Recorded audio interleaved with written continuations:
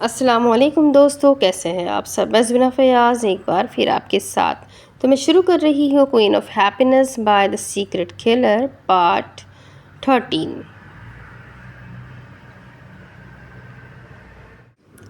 Restaurant area میں گہما گہمی اپنے عروج پر تھی۔ وہ ارد گرد سے بے پرواہ اپنے لیپ ٹاپ میں مگن کوئی میل لکھ رہا تھا۔ 4 گھنٹوں سے مسلسل ایک پوزیشن میں بیٹھے رہنے سے اب اس کی گردن میں درد ہونے لگا تھا، لیکن خود کو باور کروایا کہ تھوڑا سا کام رہتا ہے۔ اس نے ٹیبل پر لگا ریموٹ بٹن دبایا اور اگلے ہی لمحے ویٹر اس کے سر پر کھڑا تھا۔ اس نے کافی کے ساتھ کمچی پیزا آرڈر کیا کہ اپنا کام ختم کرنے کے بعد کھانا کھا لے۔ کل رات کے بعد سے اس نے کچھ نہیں کھایا تھا اور کچھ روحان کی ٹینشن تھی کہ وہ ناشتہ اور دوپہر کا کھانا بھول گیا تھا۔ 10 منٹ بعد اس کا آرڈر آ گیا تھا اور اس نے اپنا لیپ ٹاپ بند کر کے ویٹر کا شکریہ ادا کیا اور کھانے کا ٹرے اپنے سامنے کیا۔ آیان سکندر ابھی وہ کافی کا ایک ہی گھونٹ لے پایا تھا کہ اپنا نام سن کر گردن موڑی اور بائیں طرف کھڑے مرد کو غور سے دیکھا۔ شکل و صورت سے ایشیائی ہی لگتا تھا۔ جی کہیں اس نے سوالیہ نظروں سے اسے دیکھا۔ میں شہریار حسن ہوں، پاکستان سے، تم سے کالج میں سینئر تھا۔ شہریار نے مصافحہ کے لیے ہاتھ آگے بڑھایا تو آیان نے کچھ پل کھوجتی نگاہوں سے اسے دیکھتے رہنے کے بعد ہاتھ تھام لیا۔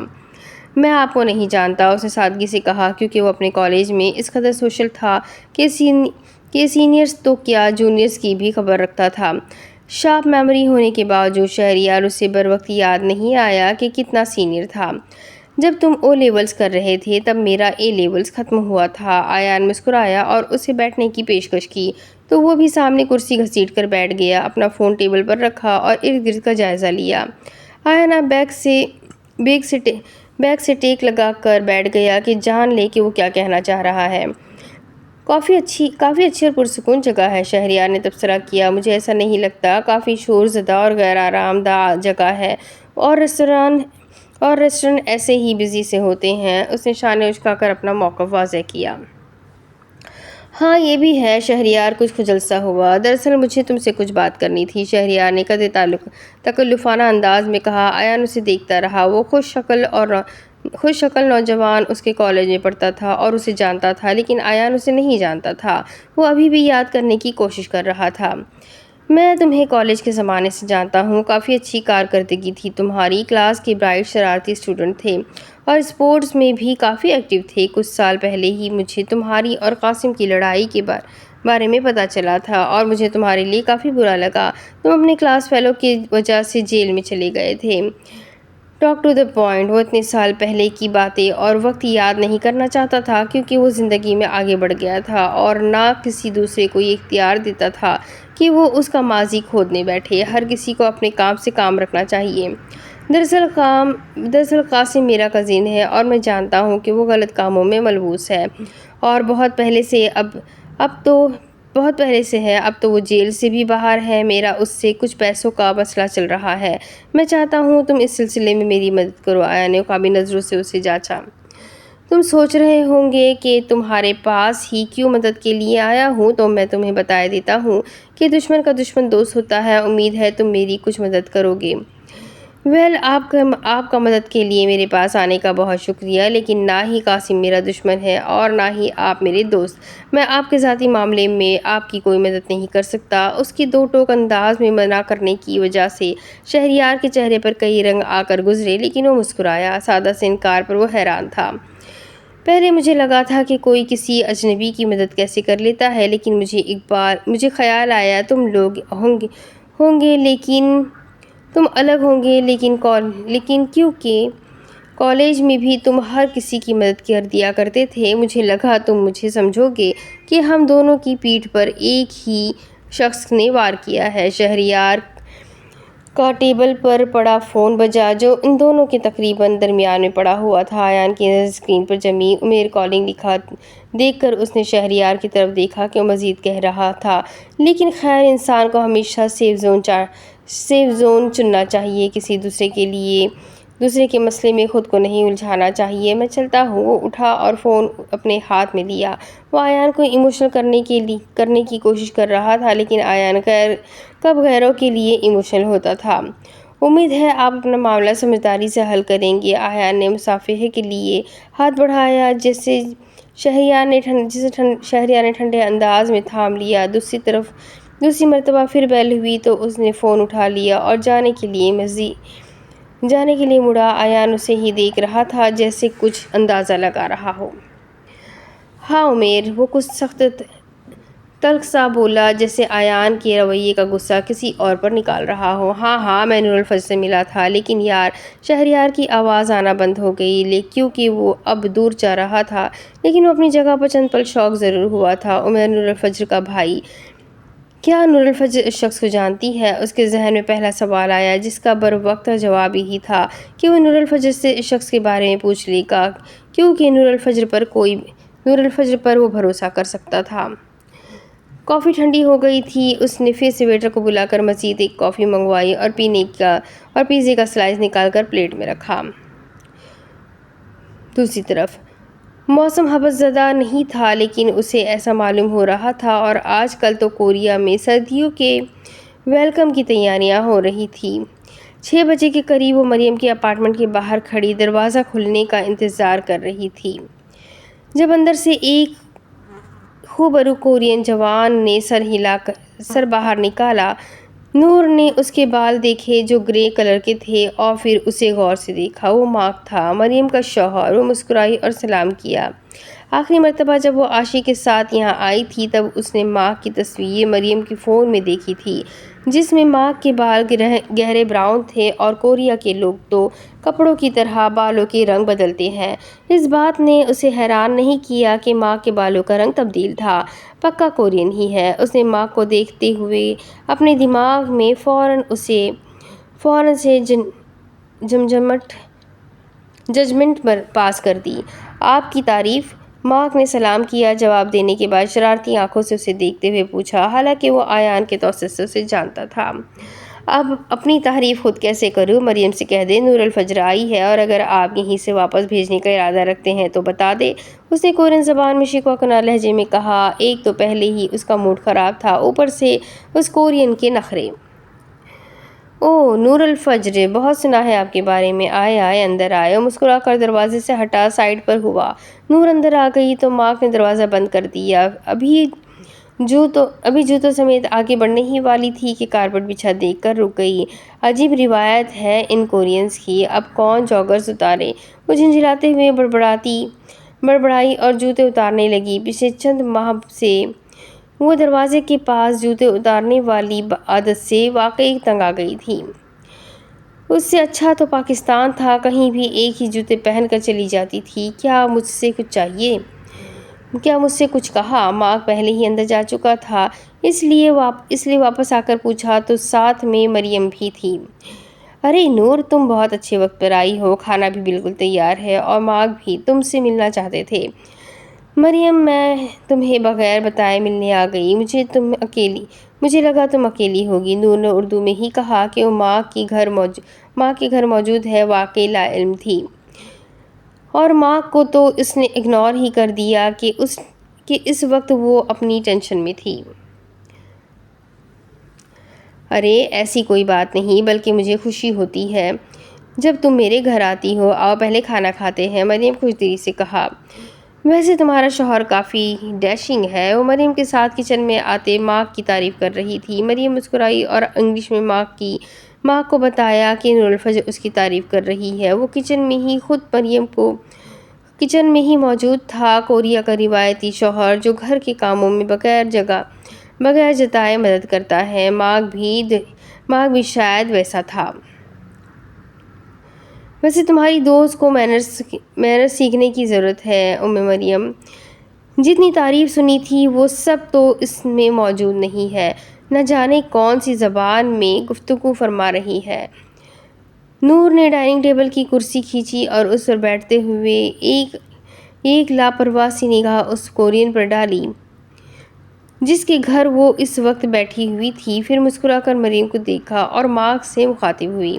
میری ماں کا بھی یہی خیال ہے کہ کاش مجھے مزید اخلاق سکھائے جاتے، لیکن وہ کیا ہے نا مریم کے شوہر میں انتہائی بد اخلاق ہوں، اور آپ کو پہلی ملاقات میں ہی میری ایک حقیقت معلوم ہو گئی ہوگی جس کے لیے میں انتہائی شرمندہ ہوں، ورنہ میں منافقت کا چولا اوڑھ کر انتہائی میٹھی گفتگو کرنے میں ماہر نہیں ہوں۔ مریم نے حیرت سے نور کو دیکھا جب کورین میں مارک سے کچھ کہہ رہی تھی اور مارک جس سنجیدگی سے حیرت سے سن رہا تھا، اسے یقین ہوا تھا کہ نور کچھ خوشگوار نہیں بول رہی۔ وہی تو، اب آپ مجھے مرعوب کرنے کی کوشش مت کریں کہ آپ 3 زبانیں بول سکتی ہیں۔ ہم انگریزی میں ہی بات کرتے ہیں تاکہ کوئی آڈ فیل نہ کرے۔ مارک نے مریم کی آسانی کے لیے ایسا کہا جو بھی کورین زبان سے اتنی واقف نہیں تھی۔ ہاں کیوں نہیں، مریم کیا بنایا ہے؟ مارک کو جواب دے کر وہ اٹھ کر مریم کے پاس چلی آئی، جو چاول کو پیالوں میں ڈال رہی تھی، وہ بھی کوریا کے رنگ میں رنگ رہی تھی۔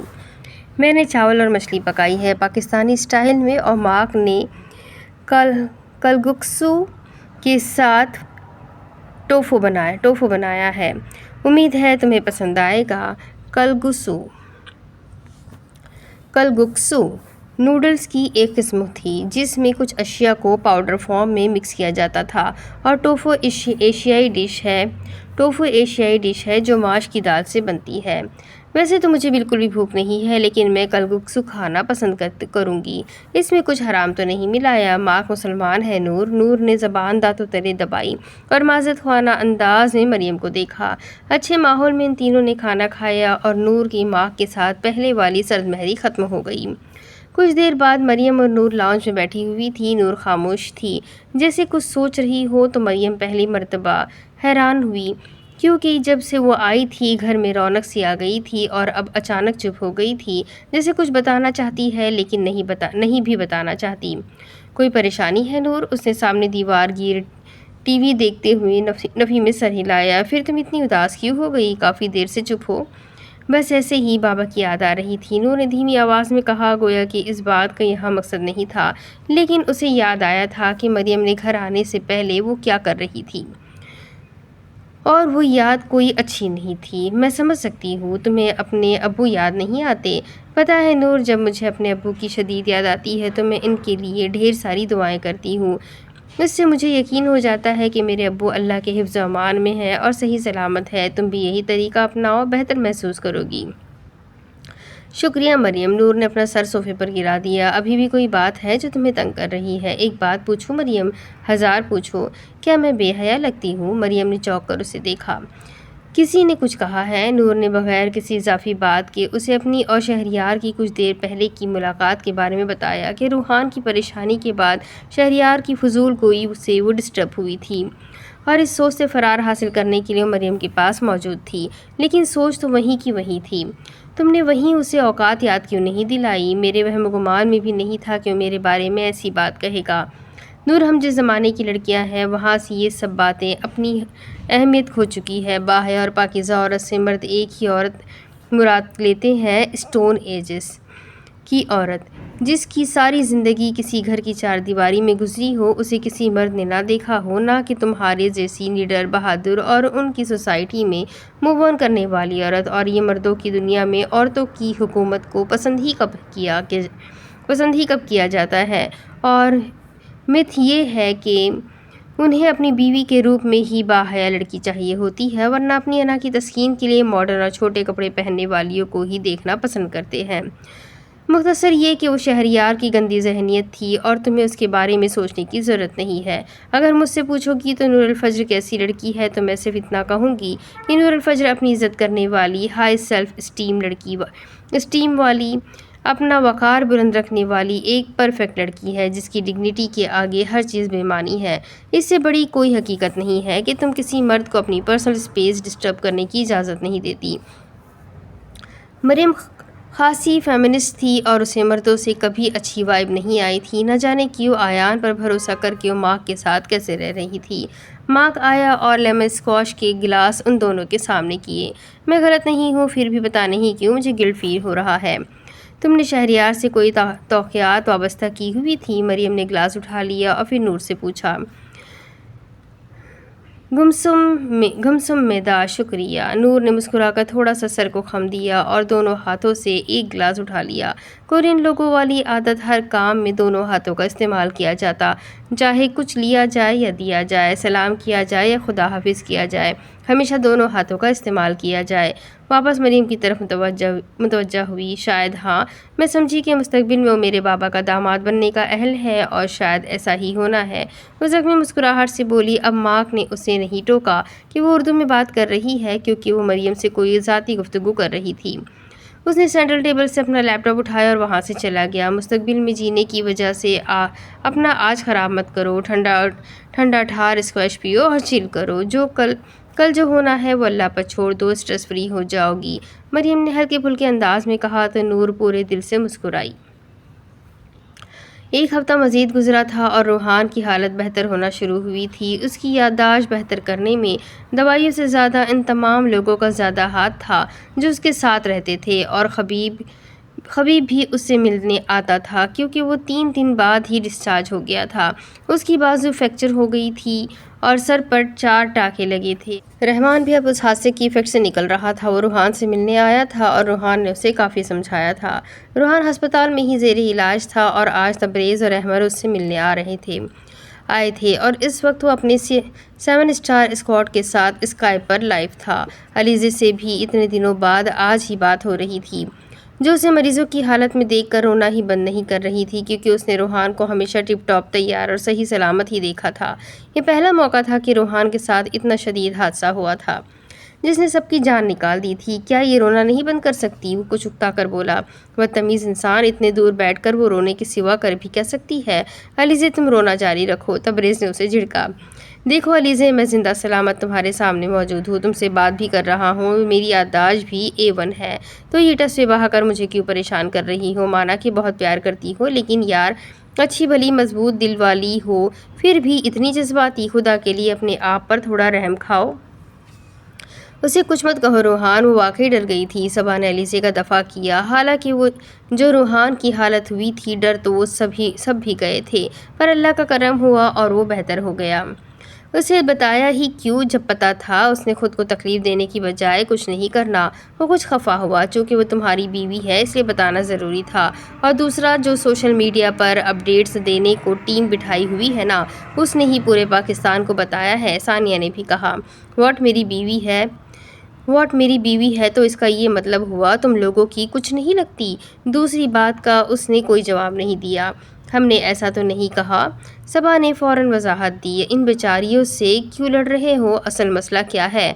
آیان نے اب کی گفتگو میں مداخلت کی۔ وہ تو کب سے بس خاموشی سے روحان کو دیکھے جا رہا تھا، جس کا چہرہ زرد پڑا ہوا تھا۔ وہ زندہ شخصیت اس وقت ہسپتال کے بستر پر پڑی ہوئی تھی، جس کو اس حالت میں دیکھنے کا کبھی تصور بھی نہیں کیا تھا۔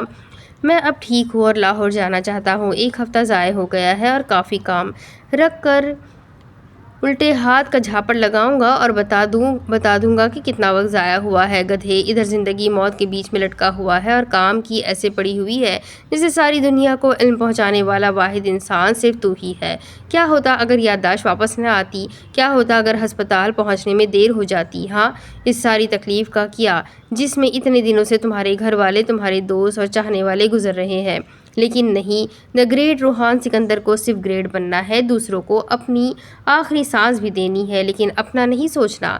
احمر تو علیزے سے بھی زیادہ جذباتی ہو گیا تھا اور لمحے بھر کے لیے سب کی سانس رکی تھی کہ جو باتیں وہ کہہ رہا تھا خطرناک تھی۔ روحان نے اسے دیکھا جو صوفے پر بیٹھا خفگی سے کہہ رہا تھا، اور اب اسے ایسے گھور رہا تھا جیسے روحان نے اس کا ادھار واپس کر رہا ہو۔ ایسے تو ریئیکٹ مت کرو جیسے میں نے جان بوجھ کر خود پر حملہ کروایا ہے یار، ایسے ان ایکسپیکٹڈ حادثات زندگی میں ہونے چاہیے، ورنہ پتہ کیسے چلے کہ آپ صحیح کام کر بھی رہے ہو یا نہیں۔ اتنے جذباتی کب سے ہو گئے؟ تم سب میری سمجھ سے باہر ہے۔ اب میں تم سب کو کیسے سمجھاؤں کہ میں ٹھیک ہوں؟ اس نے لاجک دینے کی کوشش کی۔ تم انتہائی خود غرض انسان ہو روحان، تمہیں کسی دوسرے کی کوئی پرواہ نہیں۔ تمہیں کچھ ہو جاتا تو میرا کیا ہوتا؟ علیزے بھی سرخ آنکھیں رگڑتے ہوئے غصے سے بولی۔ تمہاری دوسری شادی ہوتی، پھر بچے ہوتے اور ان کے سنگ لائف خوشحال گزرتی اور تم روحان سکندر کو بھول جاتی، بس یہ ہوتا۔ اس نے بے نیازی سے کہا تو علیزے نے بے یقینی سے اسے دیکھا۔ وہ اتنی لاپرواہی سے کہہ رہا تھا کہ دل چاہا اس کا منہ توڑ دے۔ शट अप रूहान, तुम इतनी जल्दी मुझसे तंग आ गए हो? तुम मुझसे मोहब्बत करते ही नहीं हो। तुम्हारे इन आंसुओं से तंग आ गया हूँ जो बिला वजह बहे जा रहे हैं। सोच रहा हूँ एक मर्तबा मरकर ही तुम्हारे सारे आंसू ले जाऊँ, फिर तुम्हें मेरी ज़ात से कोई तकलीफ नहीं पहुँचेगी। कम से कम तुम मूव ऑन तो कर पाओगी। बिला वजह हर दूसरे दिन मेरे लिए रोती हो। मैं तुमसे मोहब्बत करता हूँ लेकिन कभी इजहार नहीं कर पाऊँगा। तबरेज़ और अहमर ने एक दूसरे को देखा जैसे फैसला कर रहे हो कि अब कॉल बंद कर देनी चाहिए, क्योंकि अलीज़े बेयकीनी से रूहान को तके जा रही थी जो उसका दिल तोड़ते हुए ज़रा नहीं सोच रहा था।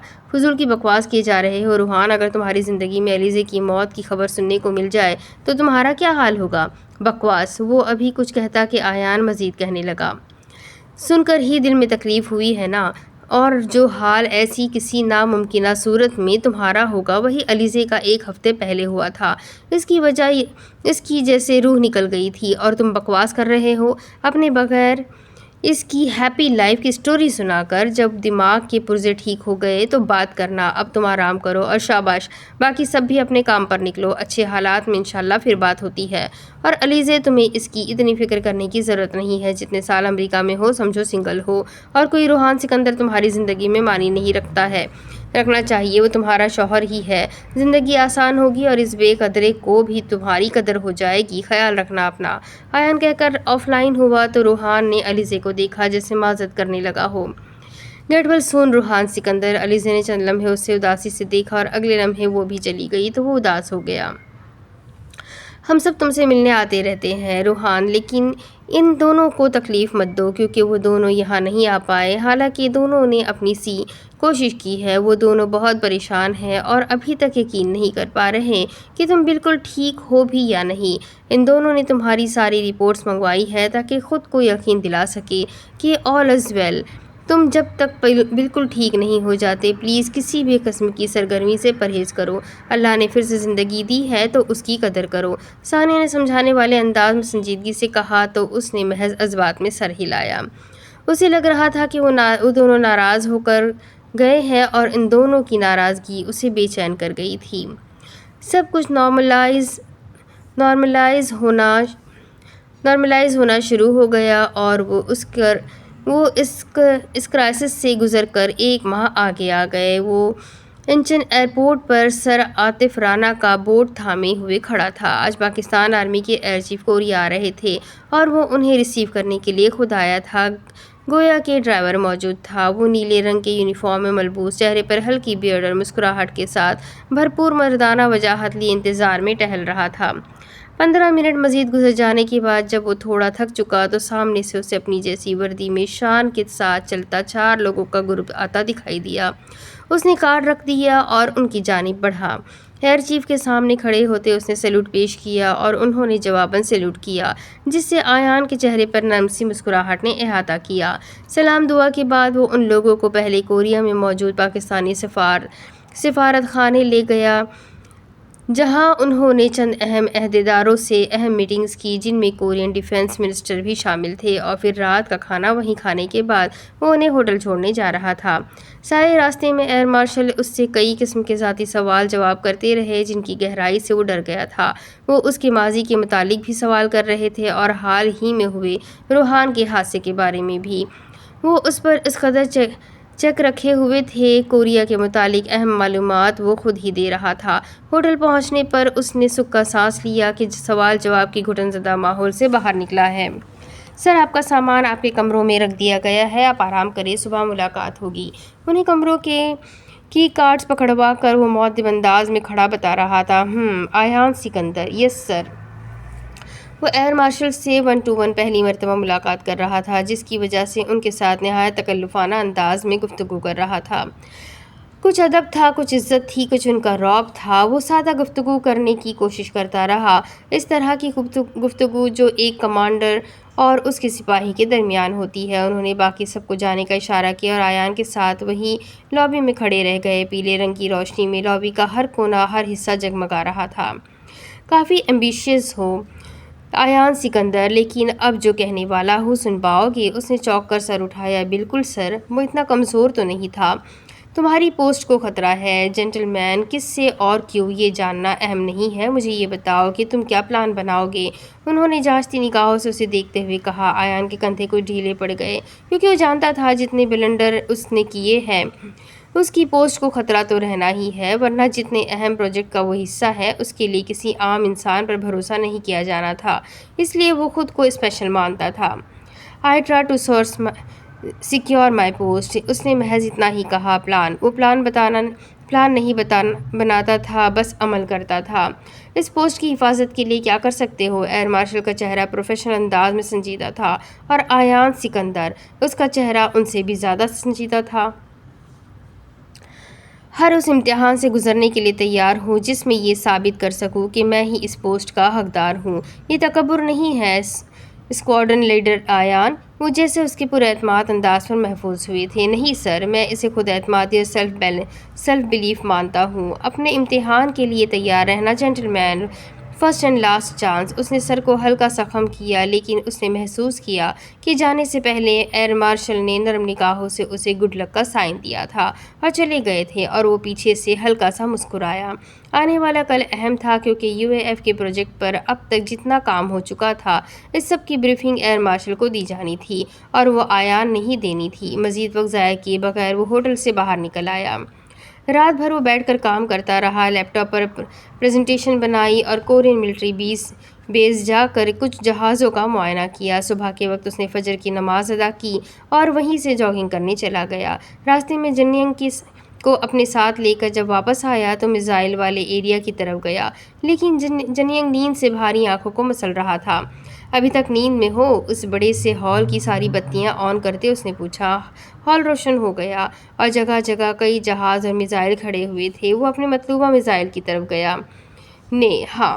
وہ خاموشی سے اپنا کام کرتا رہا۔ جنینگ حیران ہوا۔ ایک تو کچھ لوگوں کی خاموشی بہت بولتی ہے، جیسے وہ کچھ چھپائے ہوئے ہیں، اور وہ بولتے ہوئے ہی اچھے لگتے ہیں۔ ایان سکندر بھی بولتے ہوئے اچھا لگتا تھا۔ تم کچھ پریشان ہو یان؟ جنینگ نے فوراً پوچھ لیا۔ ایسا کچھ نہیں ہے، قدرے رک کر بولا، لیکن مجھے لگتا ہے کوریا میں آخری دن چل رہے ہیں میرے۔ ایسا کیوں؟ ابھی تک تو ہمارا آدھا کام ہوا ہے اور تم بیچ راستے اپنا کام کیسے چھوڑ سکتے ہو؟ سرپرائز ہوا۔ نیند فٹ سے غائب ہوئی تھی۔ شاید کوئی مجھ سے بہتر آ گیا ہے، اس نے بے نیازی سے کہا۔ تم سے بہترین بھی ہو تو اس پروجیکٹ پر تم سے زیادہ اچھا کام نہیں کر سکتا۔ تم پچھلے 2 سالوں سے اپنا سارا وقت اسے دے رہے ہو، اب فائنل سالوں میں کوئی نیا کیسے آ سکتا ہے؟ میں تو بس ایسے ہی کہہ رہا ہوں، ہو سکتا ہے کوئی نہ آئے۔ میں نے تمہیں پروفیشنل لائف میں بڑا ریئلسٹ پایا ہے، اور تم ہوا میں تو ہرگز بات نہیں کرتے، اور پتہ ہے تم پاکستانی اسی وجہ سے ترقی بھی نہیں کر پاتے کہ ایک انسان کو اس کا کام پورا نہیں کرنے دیتے۔ سیاست ہو تو کسی وزیر اعظم کو اس کا ٹینیور پورا نہیں کرنے دیتے، اور اگر فورس میں ہو تو وقت سے پہلے اسے بدل دیتے ہو۔ ایسے تو ملک آگے نہیں بڑھتے۔ بڑا جانتے ہو تم پاکستان کو؟ وہ ہنسا اور پاس کھڑے میزائل کو چیک کرنے لگا۔ تم لوگوں کی تاریخ کافی انٹرسٹنگ ہے، ایک ایسی بفر اسٹیٹ جس کو ہر ملک اپنے طریقے سے استعمال کرتا ہے۔ Fair enough. وہ شاید حقیقت بیان کر رہا تھا، لیکن ایان کو لگا وہ طنز کر رہا ہے۔ بفر اسٹیٹ سے مراد ایک ایسا غریب ملک ہے جسے ترقی یافتہ ممالک یا سپر پاورز اپنے طریقے سے استعمال کرتی ہے۔ پاکستان ایک آزاد ملک ہونے کے باوجود بفر اسٹیٹ کا درجہ رکھتی ہے، جسے امریکہ، چین، روس اور کئی ممالک اپنے طریقے سے چلاتے تھے، جیسے امریکہ کے افغان جہاد میں پاکستان کو روس کے خلاف استعمال کیا کرتے تھے۔ ہم بفر اسٹیٹ نہیں ہیں، اور ہمارا ملک ایک آزاد ملک ہے اور بہتری کی طرف جا رہا ہے۔ اس نے کھڑے ہوتے ہوئے نوٹ پیڈ پر میزائل کے بارے میں کچھ معلومات لکھتے ہوئے کم جنینگ کو جس سے موسم کا حال بتایا تھا اور کورین تھا، آسانی سے پھر تجزیہ کر سکتا تھا، لیکن پاکستانی ہونے کے ناطے اسے پاکستان کا دفاع کرنا تھا۔ ہاں، پاکستان کئی موقعوں پر استعمال ہوا تھا، لیکن اب ایسا نہیں تھا۔ ہاں، کم از کم وہ ایسا کہہ سکتا تھا۔ تم اپنے ملک کے رائٹرز کو نہیں پڑھتے کیا؟ وہ بلانڈ بالوں والا کورین حیرت سے پوچھ رہا تھا۔ ایان کا چلتا ہوا ہاتھ رک گیا اور اس نے سر اٹھا کر جنینگ کو دیکھا۔ اس کا پہلا شک روحان کی طرف گیا۔ کہیں اس نے اپنی کسی کتاب میں پاکستان کے بارے میں ایسا نہ لکھ دیا ہو کیونکہ وہ روحان کی موٹیویشنل اور تجزیاتی کتابیں نہیں پڑھتا تھا، اور وہ جانتا تھا کہ روحان محب وطن پاکستانی نہیں ہے بلکہ ایک حقیقت پسند آدمی ہے جسے پاکستان کی دوسری سائڈ کے بارے میں زیادہ علم تھا۔ کیونکہ وہ کتابیں شوق سے پڑھتا تھا یا کتابیں پڑھنے کے لیے ہی پیدا ہوا تھا؟ کس رائٹر کی بات کر رہے ہو؟ ڈاکٹر اشتیاق احمد۔ اوہ اچھا، میں نے انہیں نہیں پڑھا ہوا، میں نے ابھی ایسے ہی کہیں پڑھا تھا۔ کوریا نے پاکستان سے ہی 5 سالہ ترقیاتی پروگرام لے کر ترقی کی تھی۔ ویسے کوریا کے متحد ہونے کا کوئی چانس ہے؟ وہ بس ایسے ہی پوچھ رہا تھا، لیکن جنین خاموش ہو گیا تھا۔ آیان جانتا تھا کہ جنین کو کیسے پاکستان کے موضوع سے ہٹانا ہے، اور وہ ہٹ گیا تھا۔ اس نے یہ بھی نہیں بتایا کہ وہ پاکستان کو اس ترقیاتی پروگرام کا کریڈٹ دیتے رہتے ہیں۔ خیر اسے کیا، وہ پرسکون ہو کر اپنا کام کرتا رہا۔ وہ آج پریس کانفرنس کے لیے ڈی او پی میں موجود تھا۔ پریس کانفرنس میں اس نے سب کو واضح کر دیا کہ وہ کسی سے بھی ذاتی اختلافات نہیں رکھتا، لہٰذا اس کے راستے میں آنے کی یا دوبارہ اس پر حملہ کروانے کی صورت میں مخالفین کو ٹف ٹائم دینے سے گریز نہیں کرے گا۔ سفید رنگ کی ٹی شرٹ کے ساتھ کالی جیکٹ پر گول شیشوں والی اینک کے ساتھ سر پر پی کیپ سجائے جب وہ کسی صحافی کا سوال سن رہا تھا تو خبیب اس کے برابر آ کر بیٹھا۔ لکنگ سو اٹریکٹیو، خبیب نے آ کر ساتھ والی کرسی پر بیٹھتے اس کے کان میں سرگوشی کے انداز میں کمپلیمنٹ پاس کیا تو روحان ہلکا سا مسکرایا۔ اس نے تو سر کی پٹی اور آنکھ کے پاس بنے زخم کو چھپانے کے لیے یہ سب کیا تھا، ورنہ اسے اینک پہننے کا کوئی خاص شوق نہیں تھا۔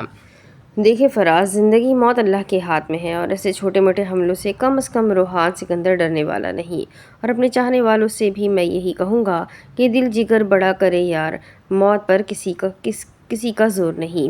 اس نے صحافی کو جواب دیا۔ روحان سر، آپ کی ہمت اور جذبے کو داد دینی پڑے گی، لیکن میرا سوال یہ ہے کہ کیا اب آپ اپنے مخالفین کو معاف کر دیں گے اور کوئی انتقامی کارروائی نہیں کریں گے؟ آپ کی تمام باتوں سے ایسا ہی لگا کہ آپ ان کے دشمن نہیں ہیں، ایک خاتون صحافی نے پوچھا۔ نہیں، میں کوئی انتقامی کارروائی نہیں کروں گا، اس نے مختصر جواب دیا۔ اس طرح تو آپ کے دشمن آپ کو کمزور سمجھیں گے۔ میں انتقامی کارروائی نہیں کروں گا، لیکن قانونی کارروائی ضرور کروں گا، اور عدالتوں سے امید رکھوں گا مجھ جیسے بندے کے لیے فیئر کیس چلایا جائے گا، کیونکہ میرے پاس اتنے پیسے نہیں ہیں کہ امیر وکیل ہائر کر سکوں۔ اس نے شانے اچھا کر مصنوعی بے بسی سے کہا تو ہال میں کہے گونجے۔ سر آپ تو ایسے نہ کہے، کئی وکیل آپ کا کیس فری لڑیں گے۔ So nice of you. میرا ایک وکیل دوست ہے، بیچارے کو یا تو کیس نہیں ملتے، اور اگر مل جائے تو مجھ جیسے غریبوں کے ملتے ہیں۔ تو کیا وہ میرا کیس فری لڑے گا؟ ہرگز نہیں، آفٹر آل اس نے بھی اپنی روزی روٹی چلانی ہے۔ وہ عادتاً مذاق کرنے لگا تو ٹیبل کے نیچے سے خبیب نے اپنا پیر اس کے پیر پر رکھ کر باور کروایا کہ سنجیدہ باتیں کرو۔ آپ امیر سیاستدان کے بیٹے ہیں، اپنے والد سے مدد کیوں نہیں لیتے؟ ایک اور سوال کیا گیا۔ جناب، میرے والد صاحب کے لیے اس بندے کو مارنا مشکل نہیں ہے جس نے مجھ پر حملہ کروایا تھا، لیکن ایسی جنگوں کے کچھ ایتھکس ہوتے ہیں۔ ہم اسپورٹس مین اسپرٹ کا مظاہرہ کریں گے، ورنہ تو گھی ہمیں بھی ٹیڑھی انگلی سے نکالنا آتا ہے، سمجھے؟ والد صاحب کو ایسے کاموں کے لیے نہیں تکلیف دینی چاہیے۔ ان کی اپنی سیاسی زندگی ہے اور اپنی ریپوٹیشن ہے جو کہ مجھے عزیز ہے۔ سننے میں آ رہا ہے کہ نیب میں آپ کے خلاف کیس چل رہا ہے، آپ کے پاس آمدن سے زائد اثاثہ جات ہے، کیا یہ سچ ہے؟ اس نے خشمگین مسکراہٹ سے خبیب کو دیکھا۔ جی یہ سچ ہے۔ کیا واقعی ڈی او پی کو ملنے والی فنڈنگ میں آپ کرپشن کر رہے ہیں؟ اس کا چہرہ ایک دم سرخ ہوا، اور جب بولا تو سخت آواز میں بولا۔ میں اس شخص کو نہایت بے غیرت مانتا ہوں جو اپنے ہی گھر میں چوری کرے، ڈاکہ ڈالے یا گھر والوں کو دھوکہ دے، اور اللہ کے فضل سے میرا ضمیر ابھی اتنا بے غیرت نہیں ہوا، اور جو کیس میرے خلاف چل رہے ہیں انشاءاللہ جلد ہی ان کی سچائی آپ سب کے سامنے ہوگی۔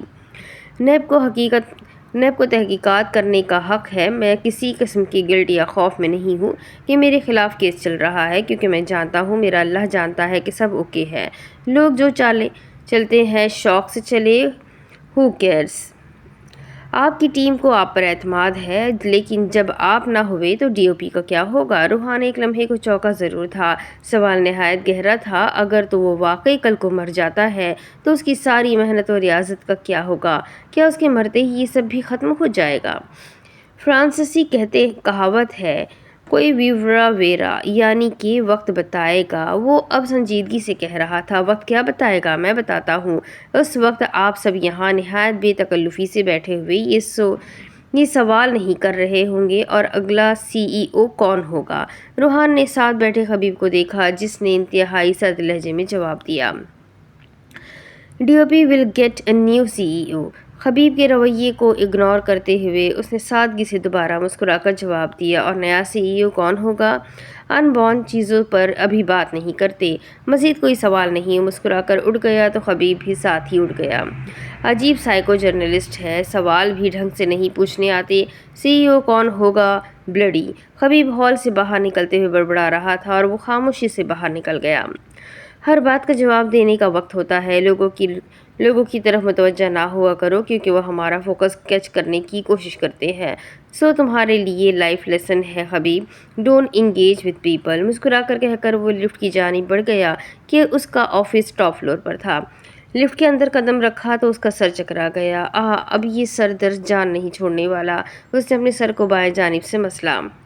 دوسری طرف، نور اٹھو آشی، اسے تیسری مرتبہ جگانے آئی تھی جو اتوار ہونے کی وجہ سے ابھی تک سوئی ہوئی تھی۔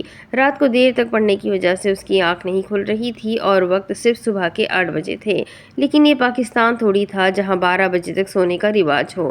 آج انہوں نے سیول نیشنل ٹاور جانے کا بھی پلان بنایا ہوا تھا اور آشی کو لگ رہا تھا کہ نور کی وجہ سے وہ لیٹ ہو جائیں گے۔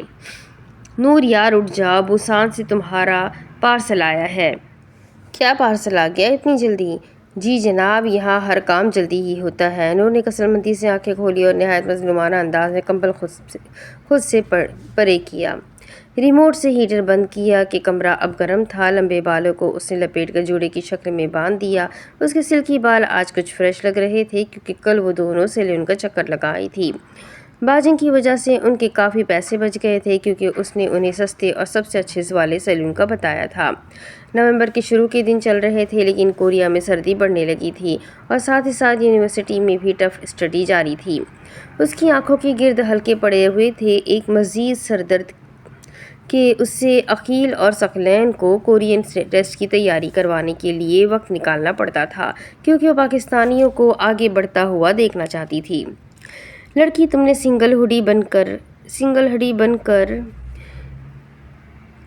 یہاں سے واپس جانا ہے؟ رات اتنی دیر تک کیوں پڑھتی رہتی ہو جب پتہ تھا کہ صبح چھٹی ہے اور کوئی مقابلے کا امتحان نہیں ہے؟ آشی نے کہتے ہوئے اس کے ساتھ باہر آ گئی۔ بس آج سے ڈٹ کر کھانا ہے، پچھلے کئی دنوں سے تمہارا کافی پیسہ اڑایا ہے، اب میری باری ہے، اس نے ہنستے ہوئے آشی سے کہا۔ کچن میں نور کے پارسل کے 3 بڑے بڑے باکس موجود تھے۔ وہ دونوں وہاں آئی اور چھری لے کر زمین پر بیٹھ کر ان باکس کی پیکنگ کھولی۔ اس سارے سامان کے پیسے نور نے ادا کر دیے تھے اور یہ سب نور نے اسی لیے منگوایا کہ وہ اب 3 سال کسی دوسرے کی چیزیں تو استعمال نہیں کر سکتی۔ گویا کہ سامان موجود تھا لیکن وہ استعمال شدہ اور پرانا تھا اور اسے اپنے لیے سب نیا لینا پڑا تھا۔ پہلا باکس کھولا تو اس کے اندر کچن کا مختلف سامان موجود تھا جیسے کافی میکر، سینڈوچ میکر، برنر، کافی مگ، سیریل کپ، پلیٹس، چمچ وغیرہ، اور ساتھ ہی کھانے پینے کا کافی سامان تھا جیسے بریک فاسٹ، سیریل، کافی بینز، چاپ سٹکس، چاکلیٹس، جیلیز، رامن نوڈلز اور کئی دوسری چیزیں تھیں۔ وہ سب آشی کو پکڑاتی گئی اور آشی وہ سب نور کے حصے کے 2 کیبنز میں رکھنے لگی۔ کمرے کے کیبنز میں بھی جگہ تھی لیکن نور نے باہر رکھنے کو ترجیح دی کہ سب استعمال کرے۔ باقی 3 بھی بس اپنی سرگرمیوں میں مصروف رہتی۔ ہاجنگ اور ہکاری یونیورسٹی کے ساتھ ساتھ پارٹ ٹائم جاب بھی کرتی تھی اور سیلینا کو جب وقت ملتا وہ ویڈیوز بنانے کے لیے کہیں نہ کہیں چلی جاتی۔ ان تینوں میں سے کوئی بھی نیند کا اتنا شوقین نہیں تھا، یہ صرف نور الفجر تھی، جب وقت ملتا تو سو جاتی۔ آشی بھی فری ٹائم میں پڑوسیوں کے ڈوم میں پائی جاتی لیکن نور کو کسی کے ڈوم میں جانے کا دل نہیں کرتا تھا۔ اگلا باکس کھولا تو اس کے اندر کچھ بیڈ شیٹس اور گرم کمبل تھے، ساتھ ہی ٹیبل لیمپ، بیڈ لیمپ اور فولڈڈ ٹیبل بھی تھا، اور ان سب چیزوں کی نور الفجر کو اپنے کمرے میں ضرورت تھی۔ نور کو سیول سے خریداری کرنے کا وقت نہیں ملا تھا اور دوسرا سیول میں باقی شہروں کی نسبت چیزیں زیادہ مہنگی تھی اور شاپنگ کے لیے ایک پورا دن درکار ہوتا۔ بوسان کے ایک اچھے اسٹور سے اس نے ضرورت کا سارا سامان آن لائن آرڈر کیا تھا اور کوریا میں آن لائن منگوائی گئی چیزوں کی کوالٹی کافی اچھی ہوتی ہے اور اگر کوئی چیز خراب آ بھی جائے تو وہ معذرت کے ساتھ اچھی چیز دے جاتے ہیں۔ تیسرے باکس میں کچھ کتابیں، اسکیٹنگ بورڈ اور coat, shirts, boots, joggers, slipper, cosmetics کا سامان وغیرہ موجود تھا۔ ایک جیسی 5 شرٹس تھی جو اس نے اپنے سمیت ڈورم میٹس کے لیے منگوائی تھی۔ باقی ایک کمبل اور بیڈ شیٹ اس نے آشی کو پکڑائی تھی، ساتھ ہی اسکیٹنگ بورڈ بھی آشی کے لیے میز پر رکھا۔ چلو آشی، اپنا سامان سمیٹو، پھر تیار ہو کر مریم کی طرف چلتے ہیں اور اسے بھی ساتھ لے کر چلیں گے۔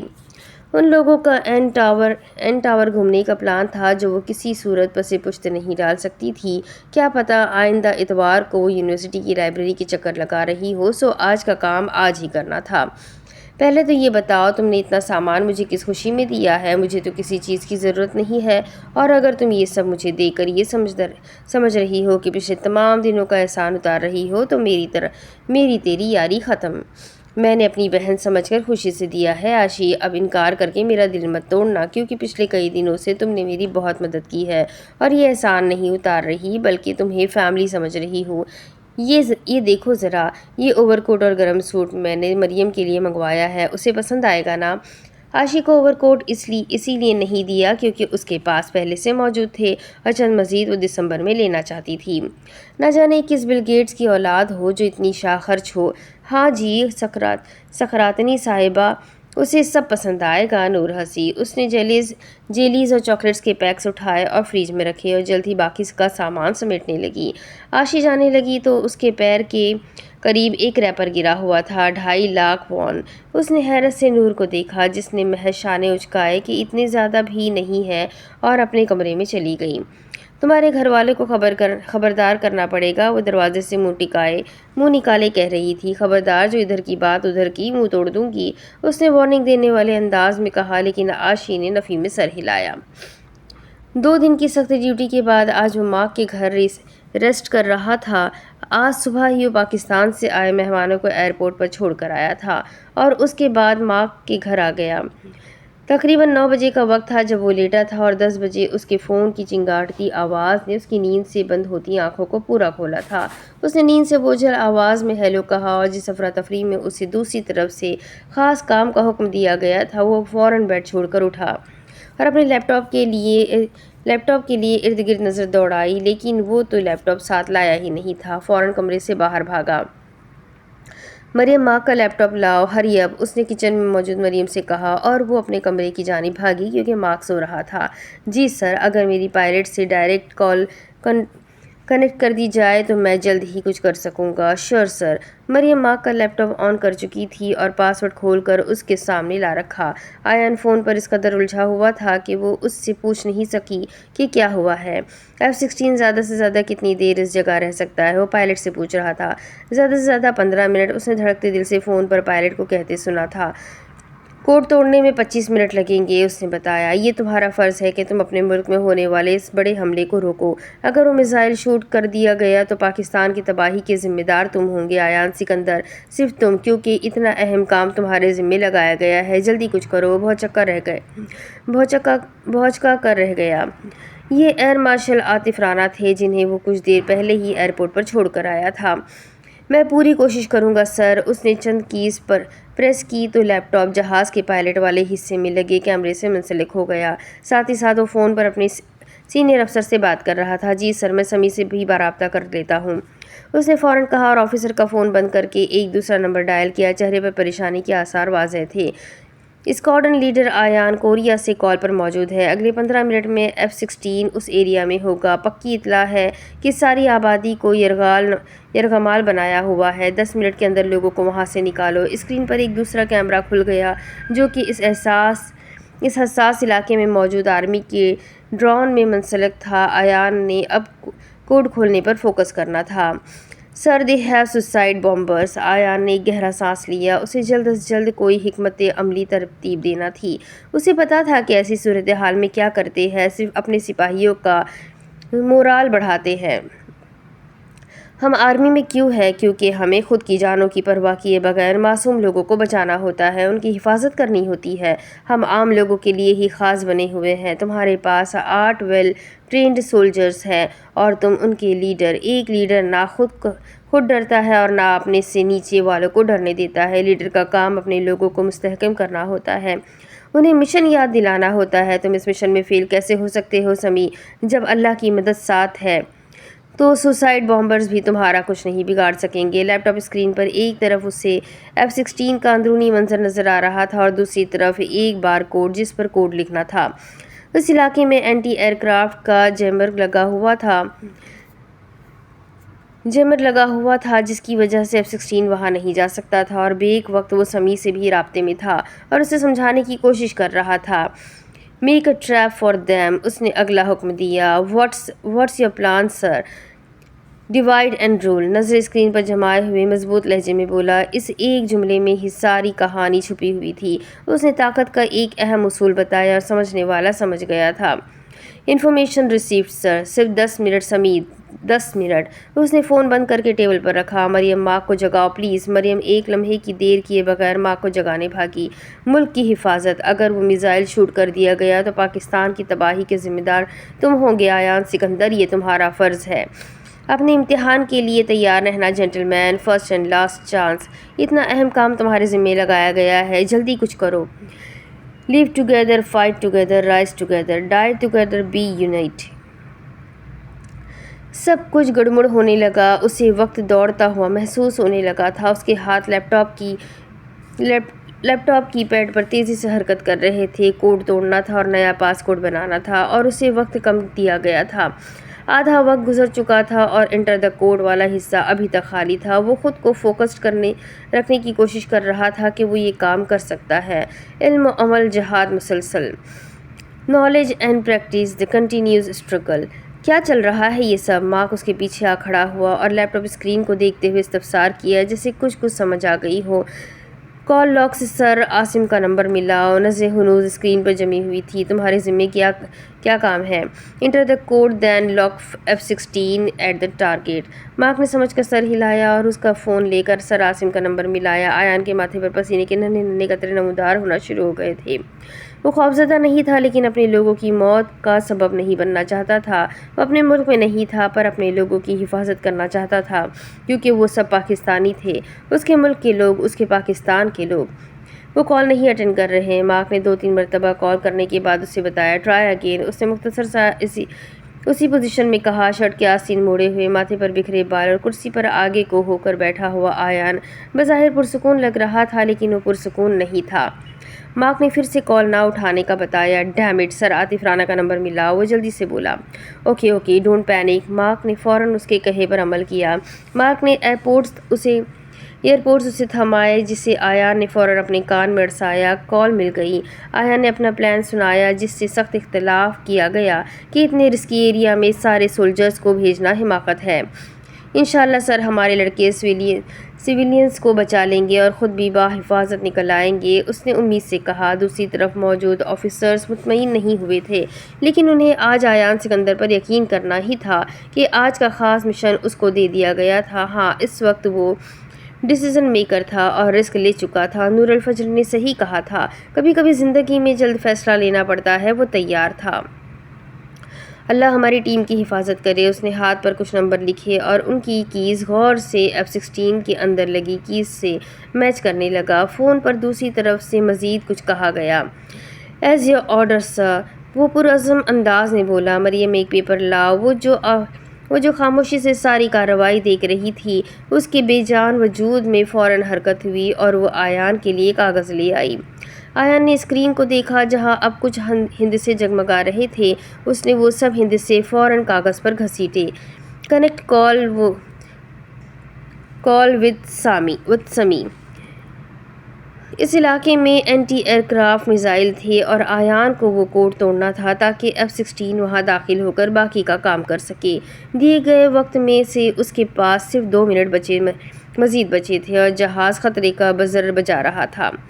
اس نے کاغذ پر لکھے ہندسے بار کوڈ میں ڈالے اور انٹر کا بٹن دبا دیا۔ اس نے دعا کی کہ سمی نے لوگوں کو بچا لیا ہو۔ F-16 کی ونڈ اسکرین سے ٹارگٹ واضح ہو چکا تھا۔ اس کے چہرے پر بے بسی اور ندامت تھی۔ کیا سب ایسے ختم ہونا تھا؟ وقت آخری چند سیکنڈ چل رہے تھے جب اسے سمی کی آواز آئی، سر بلڈنگ کی چھت پر 2 بچے ہیں، F-16 کو روکے۔ اس کی ہاپتی کاپتی آواز آئی تھی اور آیان کو لگا تھا کہ وہ اگلا سانس نہیں لے سکے گا۔ Don't shoot the target, I repeat don't shoot the target, وہ چیخ کر بولا۔ لیپ ٹاپ کی اسکرین پر ٹارگٹ اور طیارہ دونوں نظر آ رہے تھے۔ وہ اپنا جملہ بار بار دہرا رہا تھا، لیکن F-16 آج آگے ہی بڑھتا جا رہا تھا۔ شاید وہ کبھی کام مکمل کیے بغیر واپس نہیں جاتا تھا۔ آج اسے جانا پڑے گا۔ آیان سکندر کے کہنے پر اپنے فوجیوں کی زندگی کی خاطر don't shoot the target, I repeat don't shoot the target, وہ ہذیانی انداز میں بولا، اور F-16 نے اپنا راستہ بدل لیا۔ اس نے میزائل نہیں پھینکا۔ سمی، ہر حالت میں دونوں بچوں کو اس بلڈنگ سے نکالو، ہری اپ، وہ ہانپتے ہوئے بولا، جس سے لمبی مسافت طے کر کے آیا ہو۔ اس کا سانس پھولا ہوا تھا۔ مارک قریب شوق کے عالم میں کھڑا یہ ساری کارروائی دیکھ رہا تھا۔ مریم کا چہرہ بھی حق تک سا تھا، جیسے جو ہو رہا ہے اسے سمجھ نہیں آ رہا۔ آیان کا رابطہ سمی سے کٹ گیا۔ اس کی کال دوبارہ آئی تو مارک نے اس کے کان سے ایئرپورٹ نکال لیا اور اس کا فون بند کیا۔ تم یہاں اتنی دور بیٹھ کر اتنا رسکی مشن نہیں ہینڈل کر سکتے۔ اب جو ہوتا ہے خدا پر چھوڑ دو، مارک نے اسے سمجھایا۔ شٹ اپ مارک، میں اپنے ملک کو ایسے نہیں چھوڑ سکتا۔ اس کے ہاتھ سے فون واپس لیا نہیں بلکہ جھپٹا تھا۔ وہ اب کنٹرولر تھا۔ پائلٹ اس سے ڈائریکشن پوچھ رہا تھا کہ ہمارے سپاہی اس جگہ سے کتنی دور ہے اور میزائل کہاں پھینکنا ہے۔ نارتھ 36-38-21، آیان نے فوراً کہا۔ ایسٹ 40-45-30-13۔ اس کے بعد اس نے اونچائی، ٹارگٹ کی جگہ اور لیزر کوڈ بھی بتا دیا۔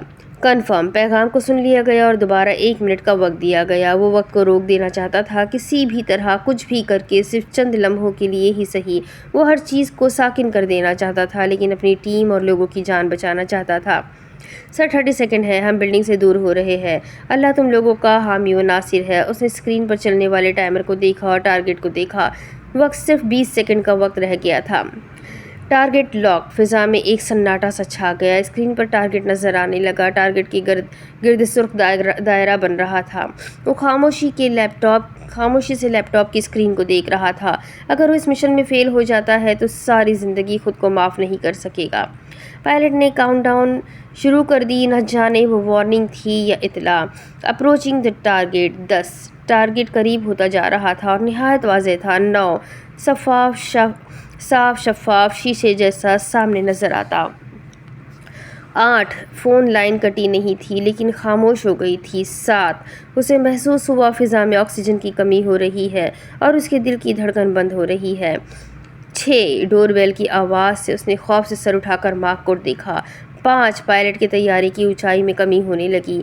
4۔ ہری اپ، بالوں میں ہاتھ پھیرتے ہوئے اس نے روحان سی آواز میں کہا، کیونکہ اسے ابھی تک یقین نہیں ہوا تھا کہ سمی نے بچوں کو نکال لیا ہے یا نہیں۔ 3۔ مریم دروازہ کھولنے باہر گئی اور مارک نے بھی کاؤنٹ ڈاؤن پر نظر رکھتے ہوئے آیان کے کندھے پر ہاتھ رکھا۔ 2۔ وہ ٹیبل پر ہاتھ رکھے لیپ ٹاپ کے اوپر جھکا، جیسے سہارا لینے کی کوشش کر رہا ہو۔ مریم کے ساتھ نور الفجر راشی اندر آئی، لیکن ان دونوں کو شوق اور سکتے میں کھڑا دیکھ کر ٹھٹک کر رک گئی۔ آیان اور مارک نے ان کی طرف دیکھا تک نہیں۔ آیان نے گہرا سانس لے کر آنکھیں بند کی تو دائیں آنکھ سے آنسو کا قطرہ اس کے گال پر بہہ گیا اور یکدم جیسے ہر جگہ دھماکے سنائی دیے، اتنی آواز سے جیسے کانوں کے پردے پھاڑ کر نکلی ہو۔ دھماکے کی آواز پر تینوں لڑکیوں نے زبردست اجتماعی چیخ ماری تھی۔ آشی تو ہاتھ سر پر رکھ کر زمین پر بیٹھ گئی تھی۔ نور نے آیان کو دیکھا، جس کی پوزیشن میں ذرا فرق نہیں آیا۔ وہ اسی طرح ٹیبل پر جھکے لیپ ٹاپ کو دیکھ رہا تھا، جہاں اب دھماکے کے بعد کی خاموشی سنی جا سکتی تھی۔ Eagle 1 is speaking. کیا یہ آپریشن کامیاب ہوا؟ آیان نے ایئرپورٹ پر کوئی آواز سننے کی کوشش کی، لیکن وہاں بھی خاموشی تھی، جیسے لائن کٹ گئی ہو۔ سمی، اس نے دھیمی آواز میں پکارا۔ یا اللہ! ایگل 1 از آسکنگ، کیا یہ آپریشن کامیاب ہوا؟ اسکواڈرن لیڈر آیان، اس نے گہرا سانس لیا۔ No sir, it's impossible. Well Allah bless you. دوسری طرف سنجیدگی سے کہا گیا. Thank you sir. اس کا سب سے رابطہ کٹ گیا اور وہ گرنے والے انداز میں کرسی پر بیٹھ گیا. وہ اپنے لوگوں کی جان بچانے میں کامیاب نہیں ہوا تھا اور ایان کا دل ٹوٹ گیا تھا. وہ آج سے پہلے اتنا دل برداشتہ نہیں ہوا تھا. یا اللہ. اس نے آنکھیں مسلتے ہوئے محض اتنا کہا. مارک نے بھی افسوس سے سر ہلایا اور اس کے کندھے پر ہاتھ رکھ کر جنینگ کو اپنے گھر آنے کا میسج کیا. کیا ایان سکندر کا آپریشن ناکام ہو گیا تھا؟ کیا اب وہ فوج میں نہیں رہے گا؟ اگر ایسا ہوا تو ایان کیا کرے گا؟ نور الفجر ابھی تک صرف اسے ہی دیکھ رہی تھی. اسے کبھی ایسا ٹوٹا بکھرا تو دیکھا ہی نہیں تھا. لیکن آج کیسے؟ کیوں؟ قدم قدم اٹھاتی وہ اس کی طرف بڑھی لیکن ایان کا چہرہ ایک دم اس قدر سرخ ہو گیا جیسے وہ رو رہا ہو. نور رک گئی. وہ آگے بڑھ ہی نہ سکی. اس کے قریب پہنچ کر وہ کیا کرتی؟ کیا اس کے آنسو صاف کرتی یا اس کے کندھے پر ہاتھ رکھ کر حوصلہ دیتی؟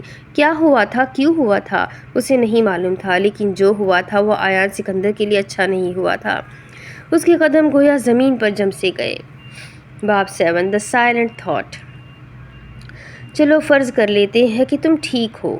مان لیا کہ میں ایک سست دماغ، بچکانہ ذہن اور نصف عقل ہوں. یہ بھی فرض کر لیتے ہیں کہ میں کبھی گولف کا اچھا کھلاڑی نہیں بنوں گا یا جدید ٹیکنالوجی کو سمجھ نہیں پاؤں گا یا نہیں بن پاؤں گا پائلٹ. کیا ان باتوں سے تمہیں یہ حق حاصل ہو جاتا ہے کہ تم میری زندگی پر قابض ہو جاؤ؟ اگر میں کوئی اور ہوتا، اگر تم کوئی اور ہوتے تو ہم دوست ہو سکتے تھے. ہم اعتراف کر سکتے تھے کہ ہم کتنے احمق ہیں. شائلاک جیسے بے وقوف. لیکن کیا بے وقوف دل نہیں رکھتے؟ انہیں روزگار کی ضرورت نہیں ہوتی؟ ان کی آنکھیں آنسوؤں سے نہیں بھرتی؟ نامعلوم. لاہور شہر میں اس وقت سحر طلوع ہو رہی تھی. ڈی او پی کی شان سے کھڑی مغرور عمارت روشنیوں میں نہائی ہوئی تھی. اندر باہر ہر طرف روشنیوں کا سما تھا. لیکن گراؤنڈ فلور اور اس سے اوپر کے سارے فلورز میں کوئی موجود نہیں تھا. سب لوگ بیسمنٹ میں بنی مسجد کے ہال میں موجود تھے. جنہوں نے نماز پڑھنی تھی وہ پڑھ کر فارغ ہو چکے تھے اور اب چائے کا دور چل رہا تھا. لیکن روحان سکندر سامنے ٹیبل پر پڑا 5واں کافی کا مگ اٹھا رہا تھا.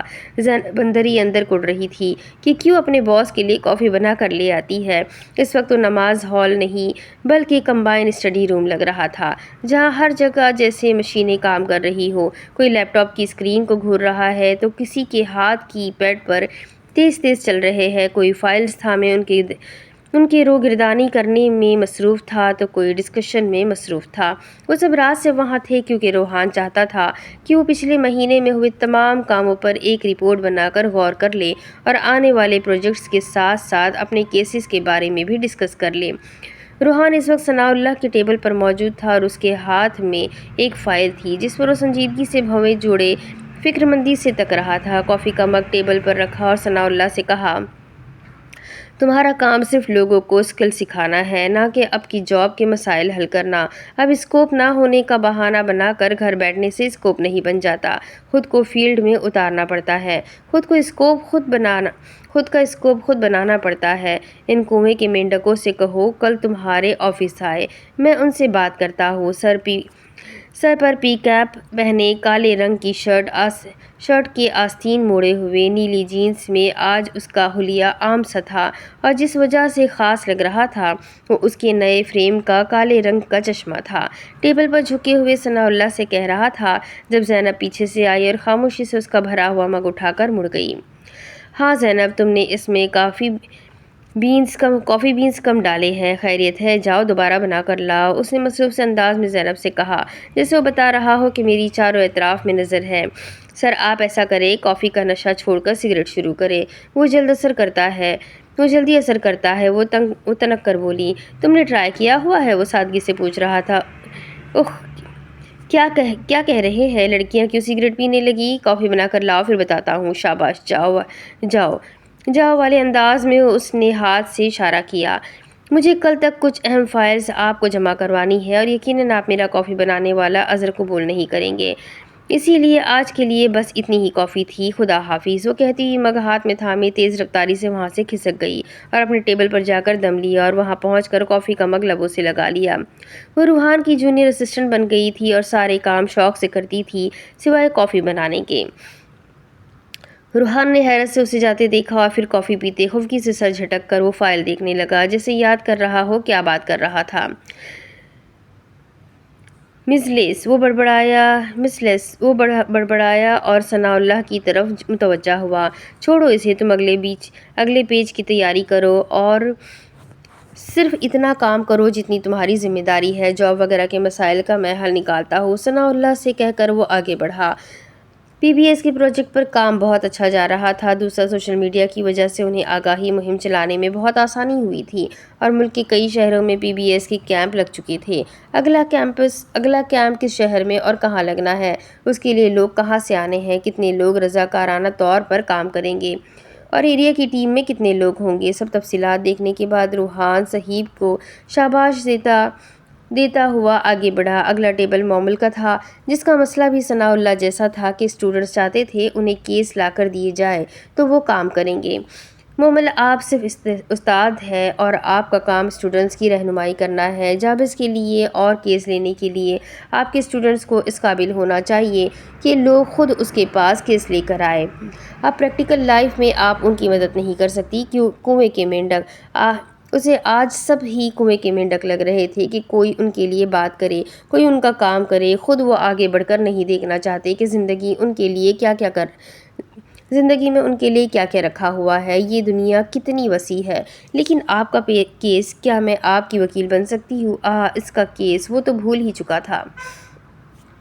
نو آفینس، وہ سنجیدگی سے کہنے لگا، آپ مجھے بہت مہنگی پڑیں گی۔ پھر وہ ہنسا جیسے شائستہ طور پر منع کر رہا تھا، کیونکہ مومل اس کا کیس بغیر پیسوں کے لڑتی۔ سر، آپ کے لیے ڈسکاؤنٹ رکھوں گی لیکن فیس لوں گی۔ بہت بہتر، اپنی فیس کا میسج کر دیجیے گا، مجھے یاد نہیں رہے گا۔ آج ہی آپ کے اکاؤنٹ میں فیس ٹرانسفر کروا دوں گا، اس کے بعد کیس ڈسکس کروں گا۔ دراصل فیس پیسوں کی صورت میں نہیں لے رہی، آپ ڈی او پی کی ٹیم کے ساتھ میرے گھر میں لنچ پر انوائٹڈ ہیں، بس وہاں آ جائیں اور سمجھے فیس ہو گئی۔ ناٹ پاسبل مومل، آپ اب سب اپنا کام اچھے سے کرتے رہے ہو، ماشاء اللہ۔ آپ لوگوں کے پاس ابھی ہینگ آؤٹ کا وقت ہے، انجوائے، پر میں بالکل بھی کہیں جانے کی پوزیشن میں نہیں ہوں۔ وہ واقعی اتنی چھٹیوں کے بعد خود کو بہت پیچھے دیکھ رہا تھا۔ سر، آپ یہ دعوت ادھار رکھ لیں، جب آپ فری ہوں گے باقی سب بھی تبھی ساتھ چلیں گے۔ ایک تو تم لوگ مجھے باس کے بجائے دوست سمجھتے ہو، میں نہیں گیا تو قیامت نہیں آئے گی۔ آپ لوگ اپنا پلان کینسل مت کریں۔ اس کا مطلب آپ آئیں گے؟ وہ پرجوشی سے بولی۔ باس سے پوچھا مت کرو کہ کیا آپ کو دعوت پر بلا سکتی ہوں، بلکہ انہیں بتایا کرو اور ساتھ میں لالچ دیا کرو کہ دعوت پر ہر چیز بنانے میں کوکین کی خاصی مقدار استعمال کی جائے گی۔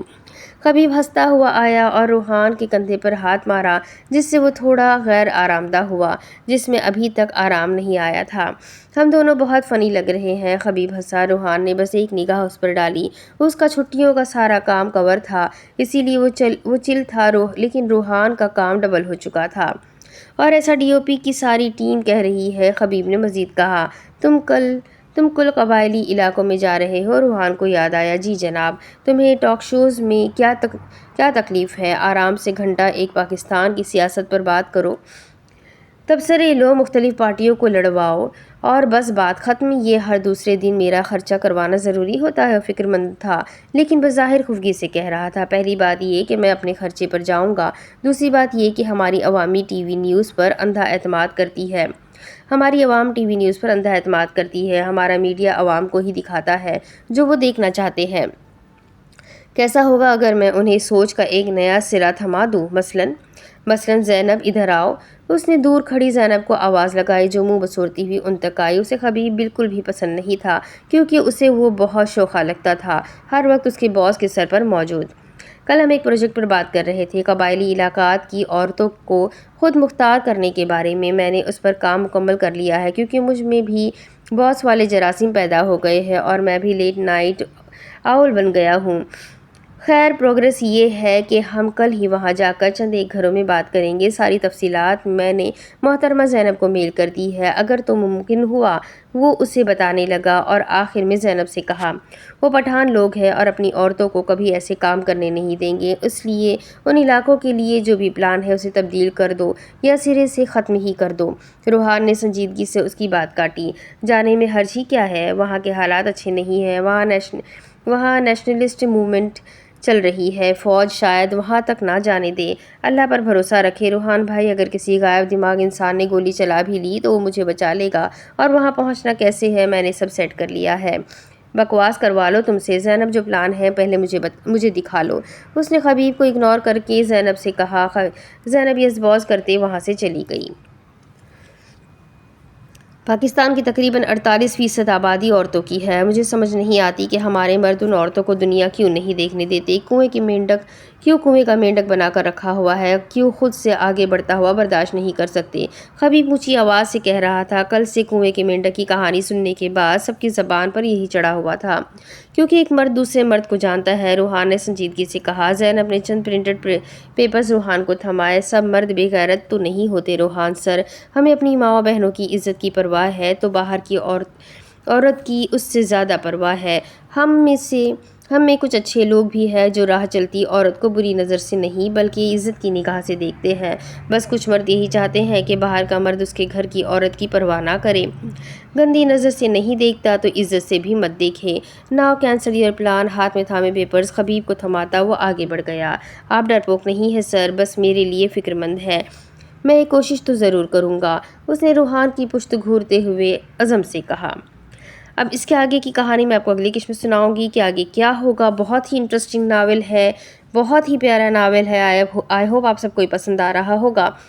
تو بس چینل کو سبسکرائب کر دیں، بیل آئیکن کو ضرور دبا دیں، اپنے کانٹیکٹس میں ضرور شیئر کریں اور کمنٹ کر کے ضرور بتائیں کہ آپ کو ناول کیسا لگ رہا ہے۔ ملتے ہیں اگلی ویڈیو میں، تب تک کے لیے اپنا خوب سارا خیال رکھیں، مجھے بھی دعاؤں میں یاد رکھیں۔ اللہ حافظ۔